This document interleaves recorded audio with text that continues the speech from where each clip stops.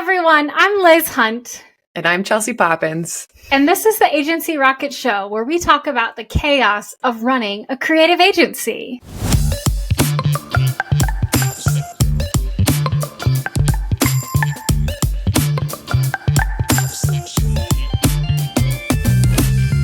Woohoo! And today we have Morgan Chicchelly with us from Des Moines Girl, Des Moines, Iowa, where I'm from. So super happy to have you on the podcast. Thanks for joining. Yeah, thanks for having me. I'm really excited to be here and just chat for a little bit. Yeah. Just kick it with us for a little bit. Yeah. Oh, I love it. So to get rolling, Des Moines Girl is a digital media platform in Des Moines that helps communities and businesses kind of market themselves in this. And I know my boyfriend goes to it looking for different businesses and events going on in the area. Chelsea, I know it. Chelsea, your fiance? Oh, my fiance. I am clearly not used to doing that. So I'll get used to it. That again? My fiance, guys, goes to your platform for date night ideas and everything. But what you've been able to do with the platform is super cool. And you've grown it from 0 to how many followers now? Like 18,000. That's crazy. Amazing. Yeah. Well, tell us a little bit about your background, maybe even before Des Moines Girl. Sure. Yeah. So excited to talk about this. It's a bit of a culmination of my professional background so far, so I'll go a little bit back. I'm from Des Moines. I'm a Des Moines native, but I did flee to the East Coast in my 20s. I was sick of the winter, and I lived in Miami and Washington, D.C., and then New York City for most of my 20s for about a decade. And while I was living out there, I was working professionally in public relations, digital marketing, social strategy for big firms, really small firms, government for a stint, just kind of a variety of environments doing this world in digital marketing. And I moved back to Des Moines during the pandemic and was trying to figure out what to do as an adult in Des Moines. When you're coming back consciously to your hometown, it's like, oof, that can be a hurdle that you're not ready for. But I was like, I'm sure there are cool things happening in Des Moines. Let's just figure it out. And on the East Coast, when I was trying to ingratiate myself into those communities, figure out what to do in my neighborhood in New York, what to do in DC, I would go to these sort of blogs or city guides online from either influencers or traditional media publications that would just curate info on things to do. And I started looking for that in Des Moines and wasn't really seeing it, or at least in the way that I was picturing, not with like the accessibility to someone like me, where I was like, I'm on Instagram, I'm on these sites, not saying it here. There was none. They're just advocate for you. I've heard that there have been past versions, and certainly the idea of this kind of a guide isn't unique to Des Moines, but I thought there could be a niche filled, especially during the pandemic when small businesses really needed support. Yeah. And as me sitting healthily at home, I was like, what can I do? Well, maybe I can help support small businesses. I've always loved how I've interacted with them and what they've brought to these other areas that I've lived in. So I just kind of went on a hunt for them, and in a selfish effort to just make myself feel more comfortable in Des Moines, and got the idea pretty quickly, started on the branding first because I wanted to feel it, see it visually. Yeah. And then I launched in April of 2021. Nice. So almost 3 years. Yeah, that's amazing. I love that. But it is true that once you have the branding and everything set, it feels more real than just the ideation phase of things. Yeah. And you know what? There was like 5 designs I could choose from, and not a single person in my close circles liked the one I went with. I'm so glad I didn't listen to any of them because I love the brand that I decided on, and it's been really good. That's I so think, interesting. Wait, why did they not like it? I think I worked with a professional designer, branding designer, and they gave me great options. But the ones that I think my circle gravitated towards were things that I had seen done and not necessarily specific to Des Moines in any way. Yeah. So to nerd out a little bit about the branding, I like... Oh, we love nerding out on branding. Yeah, that's why I asked. Are we going there already? Yes. Oh, for sure. There's a special cutout of one of the most prominent buildings of Des Moines skyline hidden in the M of DSMG. And then I also knew that my primary channel was going to be Instagram. And when you have a color block that's kind of with something separated from it, it stands out in your stories as you're scrolling. And I knew the dark color would stand out. So it was like a very intentional choice to go with more of a mark than like a more scripted word mark. Yeah. That's so cool. I mean, it. I can't prove that it helped in my growth, but I believe it to have helped. So that's all that matters. Yeah. Still love it. Still love it to this day. Did your friends think you were crazy, or did they love the idea? Or they could do both? I think it was half and half. I think it didn't surprise anyone because I tend to do this kind of thing where I just have ideas, not to this level, not to this extent, but I tend to, actually try things and go for it. So in some regards, they're like, yeah, sure, try it out. But I think a few people thought maybe it was just a nice idea and it wouldn't become something like a true side hustle, a true business that it's developed into. I think that probably, I don't know, but they're great. I mean, everyone supports it and loves it. Yeah. I'm very lucky that way. I think most people, when people have ideas, just because they don't follow through with their ideas, they're like, it's cool. They'll do their thing and then it'll teeter off. But I'm sure as soon as you started putting money behind it, with branding, you're committed to it. Oh, yeah, that's definitely a factor. And some advice I can give to some people who are starting out. It's like, if you put the money behind the branding, then you're already invested. For me, that was really helpful in getting the energy and motivation to get started. So I would recommend doing that too. Yeah. There's a difference between something being a hobby and something being like, no, this is like a real thing that I'm going to be doing. Oh, yeah. I've struggled with that where I called it a hobby for the first year. I called it a fake job, basically the whole second year. Yeah. And now I'm starting to actually give it the credit, which is it's 100% of its own business. I mean, it is not my full-time job. I am still working full-time, but it is 100% of what it is as a business. And so hopefully that framing also helps me kind of step into the role and get rid of some of the imposter syndrome aspects that can come along with it. Yeah. Do you foresee yourself ever making this your full-time job? That's a good question. I was telling Chelsea, my full-time boss actually asked me that question earlier this week. Oh. I think there is a world in which I do this sort of work full-time. I don't think that's any time in the near future. I enjoy the balance that I have. My full-time role helps fill up a certain aspect of my brain. It also helps stability and comfort financially, emotionally in some areas. But this is such an amazing creative outlet, and it's the kind of work I've always enjoyed doing. So I can see following that. And when it grows to a point where it would feel safer to make that leap, I'm open to it for sure. Yeah. But as I told my boss, it's not anytime soon. He doesn't need to worry about it. It's like, do I need to be interviewing for your position? Yeah. Right. I was like, not in the short term. And he had me define short term for him. But we'll check back in. That is such a manager thing to say. Okay, what does short term mean to you? He's super supportive, though. He's very well aware of the work that I do. And I'm very lucky to have that, too, because I've been in roles in the past where I don't think my bosses would be as accommodating. We're chatting today in the middle of a scheduled work day, but he doesn't mind as long as you just hold it all up. Yeah, as long as you get your job done. Get your work done. Yeah. And that's not always the environment for folks in any industry. So For sure. I think even in our industry as an agency, we are aware that our designers still freelance to get some of their creative juices flowing and to fill those buckets outside of work. I think that's kind of normal in any aspect. People who hold a very mundane, I'm not saying your job's mundane, but very analytical or very baseline work, they need to find a creative outlet. I think that's normal for most people. Yeah. So what did that growth look like each year? Was the first year tremendous growth, or did you kind of start taking off in that second, third year? I think if we're talking about growth from follower perspective, it's been relatively steady in the sense that I got to the first 5,000 in the first 10 months. And then I think 10,000 took a little bit longer to get past. It was end of maybe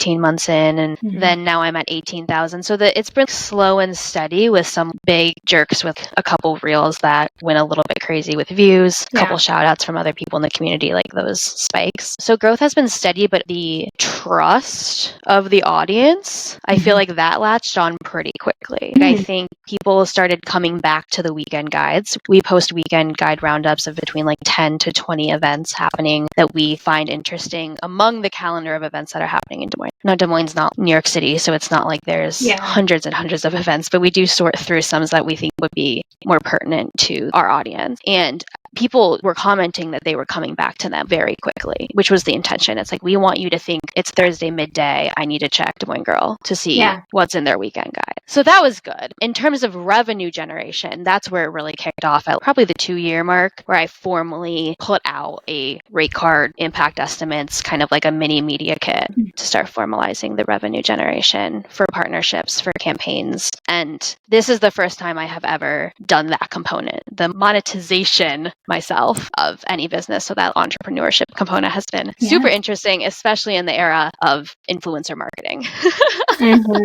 Right.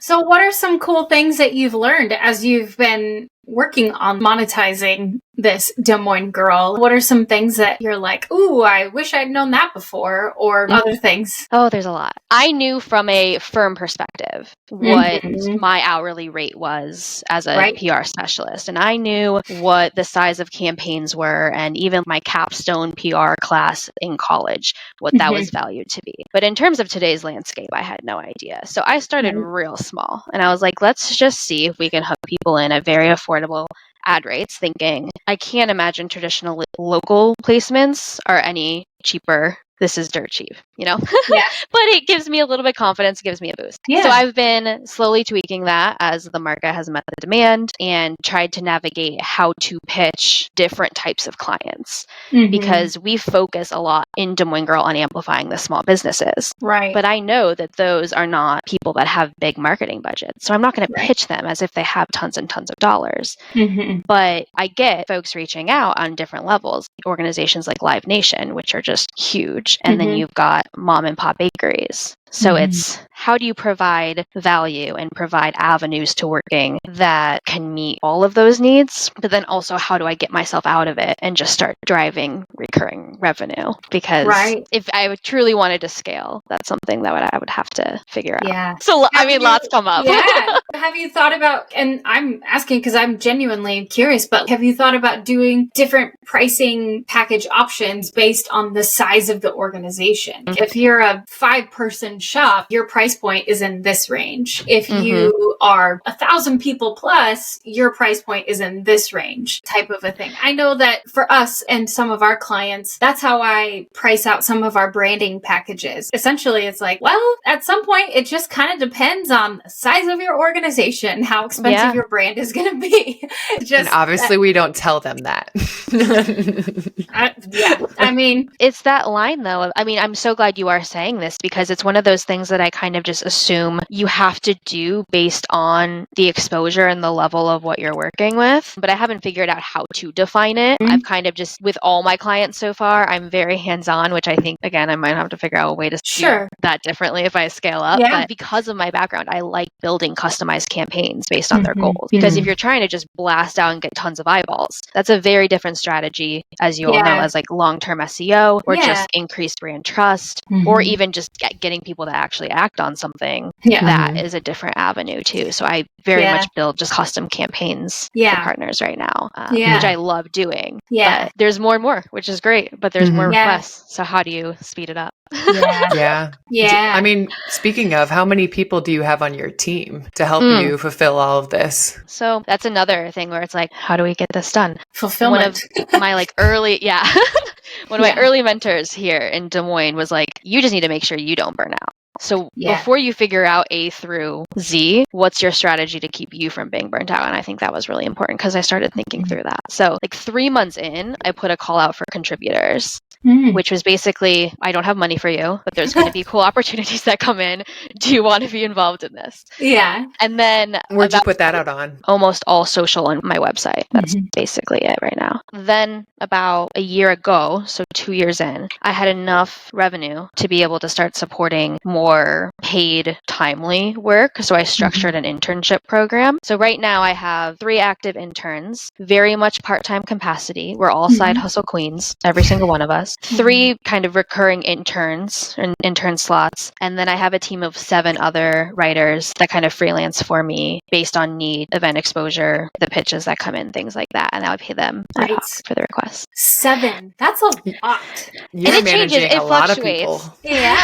I mean, but yeah, like you said, it depends on the need. It depends on the timeline. It depends on the rate that you have available, the dollars that you have available. And gosh, yeah. That's exactly. And some of these women, they're not able to cover it for 4 or 5 months at a time, but that's fine. Right. You know, they stay in. I do try to bring them together once, if not twice a year to just meet each other and work in that capacity. But we're all doing this as at least second jobs or a supplementary income. So it's very grassroots in that sense. But I'm sure that they all still appreciate things like the Des Moines Girl 5K that you're putting on. You can talk a bit more about that, but they get to be a part of these really cool events that are going on in Des Moines that you guys are collaborating on. I'm sure just being a part of that is almost enough. I would hope so. I mean, I started doing random freelance gigs early in my 20s, and it was also an effort to build community and build my own fulfillment in the spaces. So I've heard that that's the feedback. I hope that is the experience because we can build a community broadly with the audience, but also within our team as up and coming and current digital marketing gurus just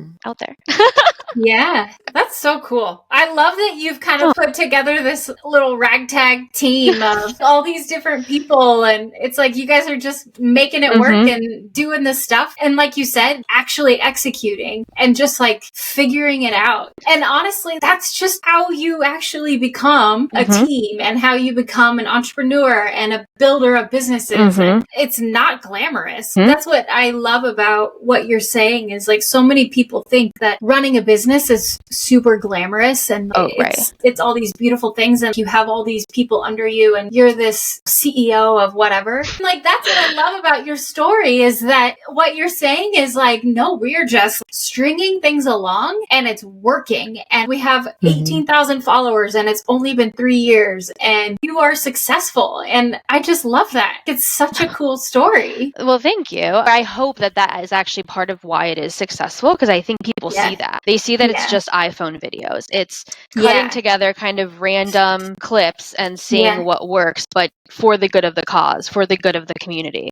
It's well done, but it's trusted, it's there, it's consistent, it's filling some void of information for the Des Moines community, and I'm really happy about that because that is what it is. Yeah. It's figuring out all of our strengths and weaknesses, figuring out how we can do this sort of coverage. Yeah. It's so cool. Yeah. I freaking love that. Yeah. You found a problem and you attacked it. Yes. That's essentially what my advice is. It's like, just find a problem. Fine.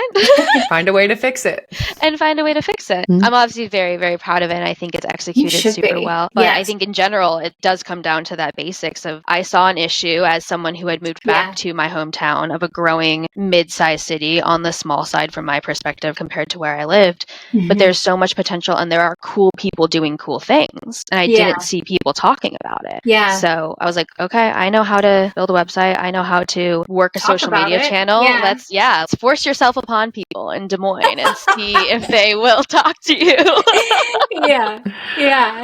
And That's so far, cool. it's working. Yeah. I love it. Talk about some of the events that you've put on because speaking of kind of engaging with the community, I know you've put on some date night events that I've seen that are pretty fun. If I was single, but I have a fiance. You have a fiance. Events is like this whole other like, oh crap, people want events. You know, it makes sense. But I was like, am I really about to do event management too? That's a whole nother arm of this. Yeah. I did events management in my early 20s and I'm not signing up to do it again because it's just tough. It's so tough. I'm planning my wedding right now and it's the absolute worst. Yeah. I'm a terrible client of mine. You might be better than you think.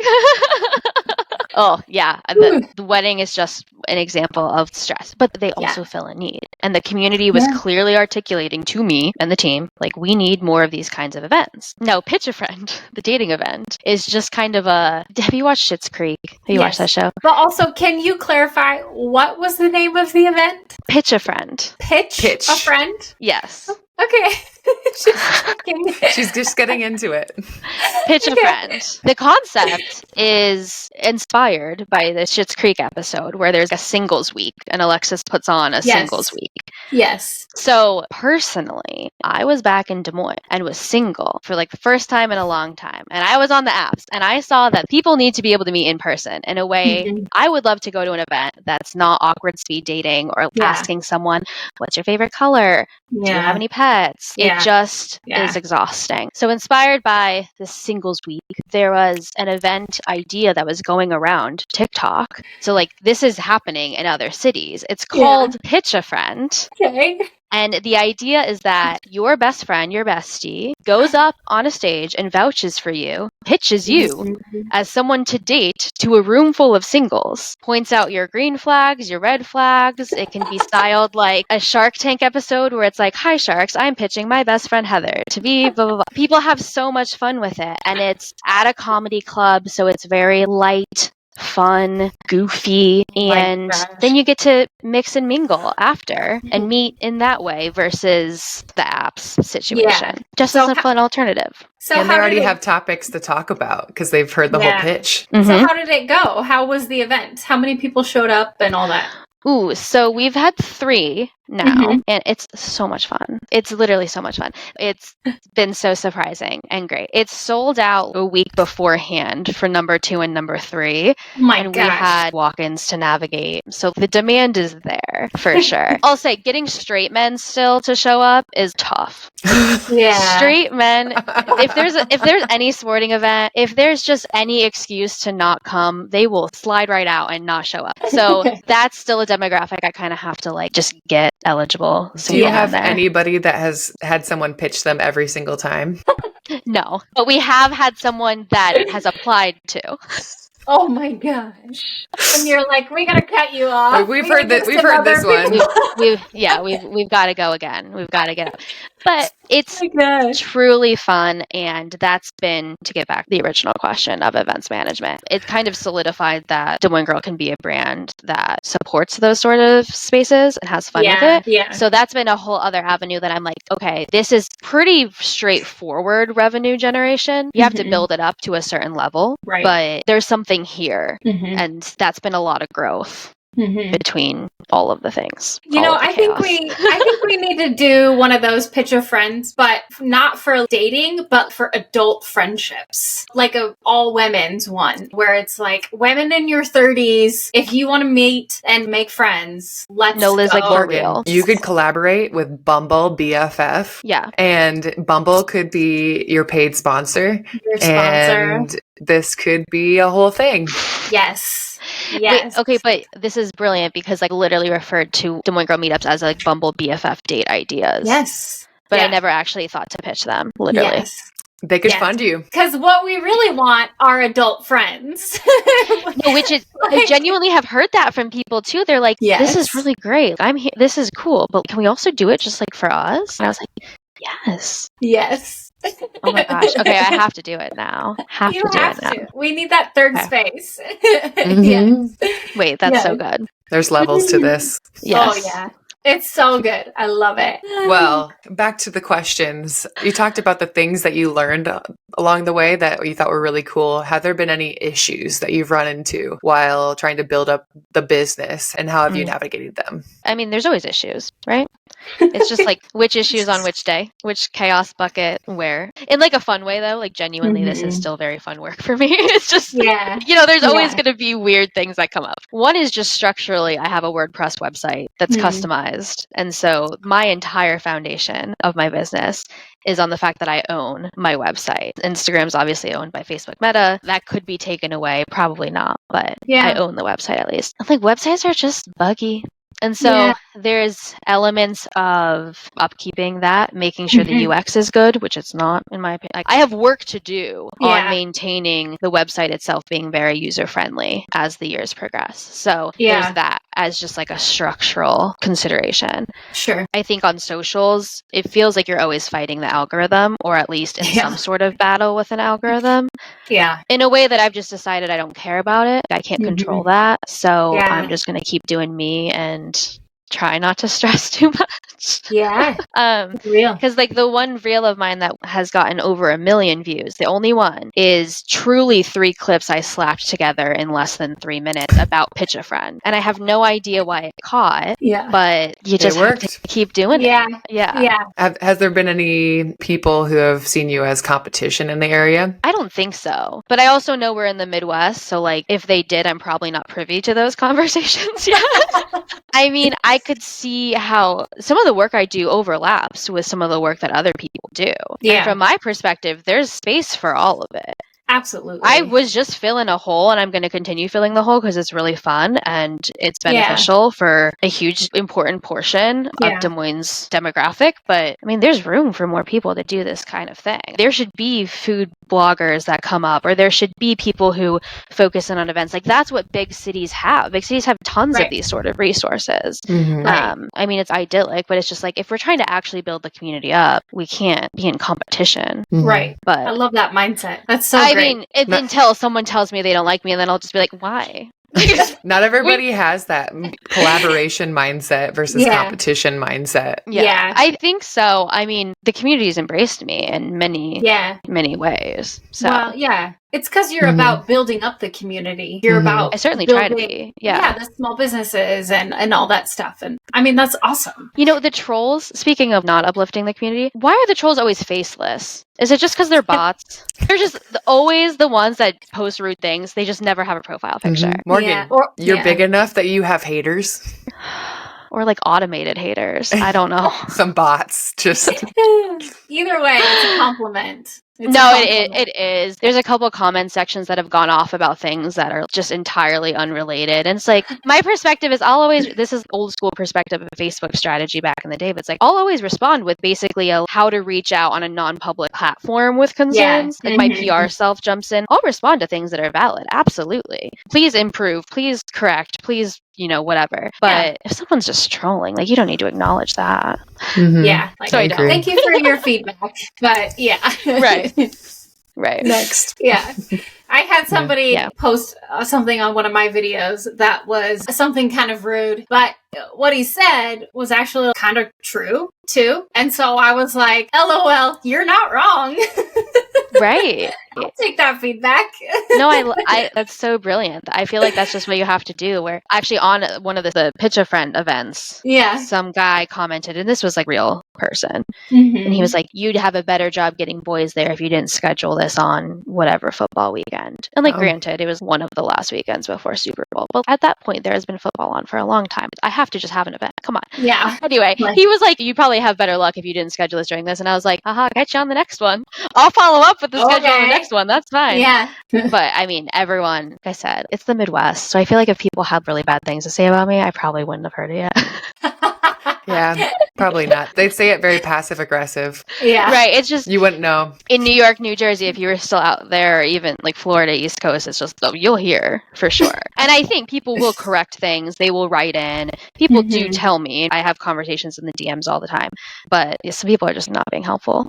What's your next big main goal? Your hairy, audacious goal? Are you wanting to open up another girl in another city, like Kansas City Girl, or wherever? Or is it get to 100,000 followers? Or what's your next big thing? It's a great question. I think depends on the day which one I'll focus in on, because I can see I can see both of the things you just mentioned. I can see how it expands pretty easily to other similarly sized communities.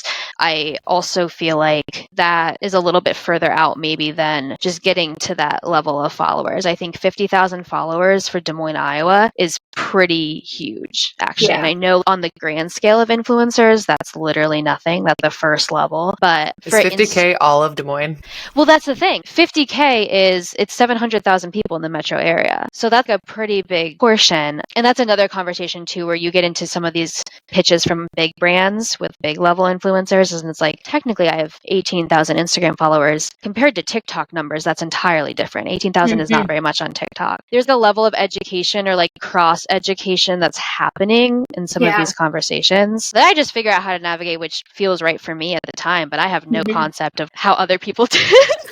Yeah. for doing it. I could see big brands finding it super valuable if you had pockets of communities that you had strategically built up. But of course, if it were easy, then anybody would do it. So No, I love that. I think it really could grow into that, and that would be really cool to see through. Yeah. But this is the first time I'm doing this, so we're It's a start. Let's go. Yeah. Well, you're doing great so far. Congratulations. Yeah. Thank you. I know in the Midwest, it's a little bit harder to pitch people to spend money on influencer tactics, probably because you're one of the few that are doing it in the area. What would your pitch be to a business or a small business that would ask you, why should I do this? Great question.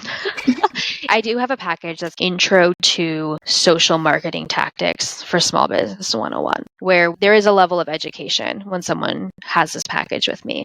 And what it is, it's a very low cost. Here, I'm going to tell you what it means to run an Instagram and how you can work with me. And I am your megaphone. I am your amplification tool. But you have to create the post yourself. I don't share stories that I create for other people. I'm not doing the graphic design. They have to have the stake in the ground and understand marketing enough to come to the table with a marketable event pitch, something like that. But I work through them and then explain to them through this report after of like, okay, this is how many story views you got. This is what that means. This is what you can kind of expect from these collaborations. And the benefit of that is first and foremost, just exposure to the audience. It's 18,000 true humans in the Des Moines metro area who are your potential clients. And it is direct access to them. And you don't know what engagement rate means yet, but my engagement rate is through the roof as compared to if you tried to do this yourself to reach those people.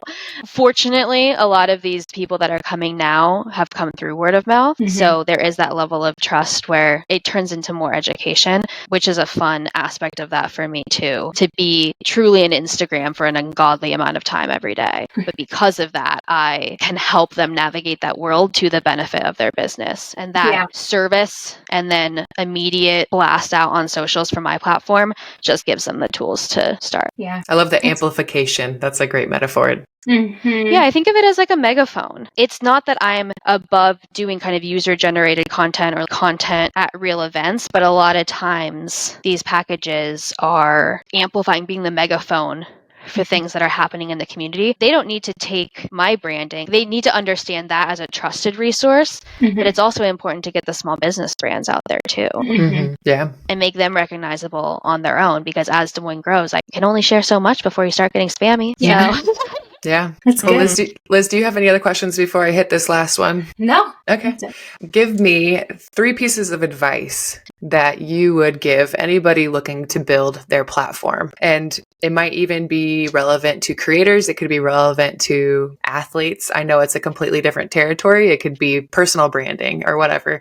Is there anything that you recommend or any pieces of advice that you would give them? Probably, but I could just talk for 15 minutes, like a stream of consciousness, but I'll try to keep them succinct. First and foremost, you've got to just commit to doing something small every day in any project, in really anything. Like I very much subscribe to that, where you don't have to answer every question. You don't have to know what it looks like in 2 weeks, 2 months, 2 years, but you just got to do something on it every day, even if it's literally just put a minute of brain time towards whatever it is, because that consistency will make it part of your routine and allow you to actually execute over time.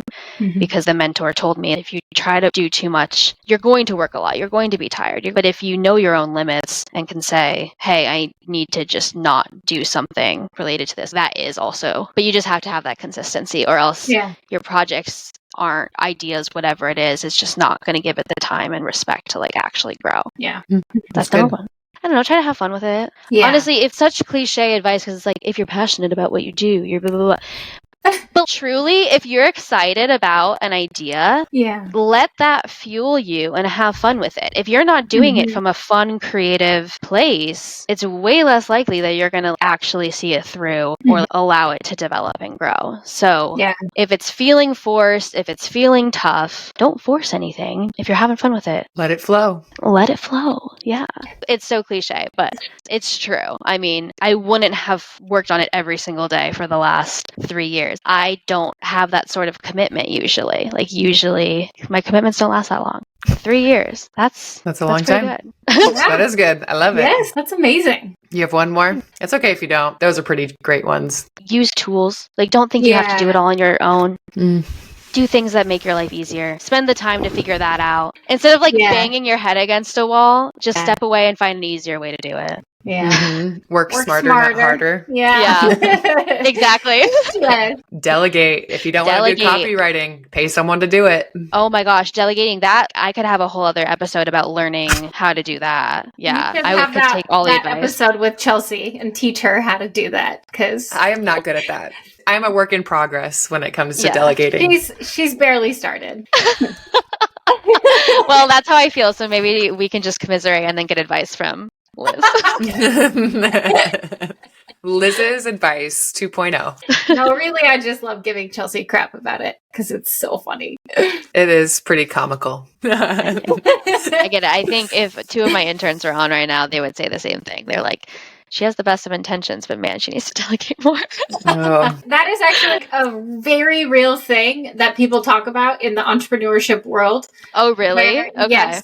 About how entrepreneurs who can scale are the ones who can delegate. The ones who cannot delegate are the ones who will never be able to scale. I love that. Because you'll never be able to grow bigger if you can't let other people take on stuff. It makes so much sense when it's said like that, you know? Yes. But yes. What I heard is trust issues. Yeah.